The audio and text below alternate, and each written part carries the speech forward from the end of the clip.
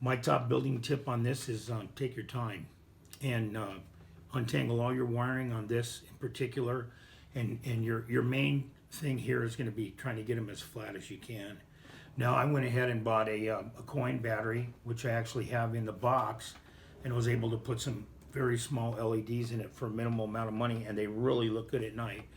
Because that the bike is so large, it's very, I have to use it as like a showpiece in my studio, and that's why I went ahead and put lights on it. It brings attention to it, and then at that point I can show the model. And so I basically made it type of a light centerpiece, so when I have people over, they see it, it's lit, it looks good, and then I can go ahead and start it and show them all the features.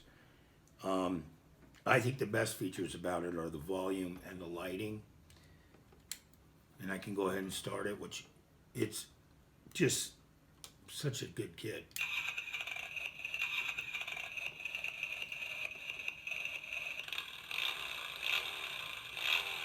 And I did notice if I set the key in the middle, it'll continue to idle after I start it. Now it'll sit in idle. And I like the horn.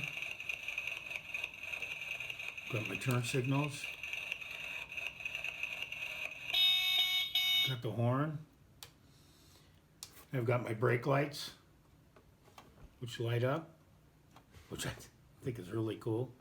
The other area that is challenging is when you go up into the headlight area here, where you have quite a harness that needs to go into this area. Also noticed here on my instructions it had me cutting and running my wires through here.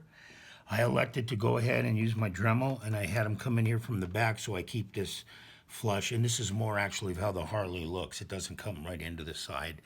So I went ahead and put a notch here so everything can come in from the back, and I get the clean line look here. The only other issues I had on with the kit is the turn signals are on plastic, and they are extremely fragile. And so there's something that I recommend that you try to keep off of the kit until you're near your final stages. Even though early in the kit they have you assemble it with them. I found that in my turning of the kit, assembling the transmission and stuff, with these turn signals and stuff, once I put my fender on, they're very vulnerable. So I've reinforced all of mine with steel rods. I went ahead and used a pin drill and reinforced all the shafts with steel rods, and I haven't had any problem with them since. And